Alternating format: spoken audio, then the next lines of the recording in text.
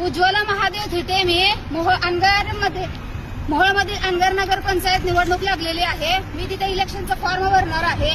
त्यासाठी आमचे माजी आमदार राजनजी पाटील, विक्रांत पाटील, अजिंक्य राणा पाटील हे गेली 8 दिवस झाले मी तिथे यायचंय म्हणून.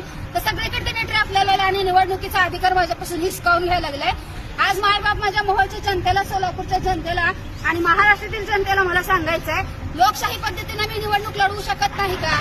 आज न्यायमूर्ती असलेले सरन्यायाधीश भूषण गवई साहेब, देवेंद्र उपाध्याय साहेब, आज शरद पवार चंद्रजी साहेब, सगळ्यांनी तुम्ही बघा की महिलेला अधिकार कसा हिसकावून घेतला जात आहे. तुमची बिनविरोध होऊ द्यायची नाही त्यांना वाटायला लागले. मला अधिकार आहे का नाही ती जनता ठरवेल ना बिनविरोध करायचं का नाही. अर्ज सुद्धा भरू दिलेत. यावलीच्या कॉर्नरला हजारो माणसं उभा केलेले आहेत, हिवऱ्याच्या कॉर्नरला आहेत, देवडीच्या कॉर्नरला आहेत आणि पोलीस प्रशासन काय करताय? 8 दिवस झाले ह्यांना प्रोटेक्शन मागते मी.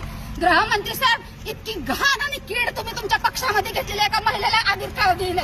सगळ्या आज मायबाप जनतेला भारतातल्या लोकांनी बघावं कसा आमचा निवडणुकीचा अधिकार हिसकावून घेतला जाते.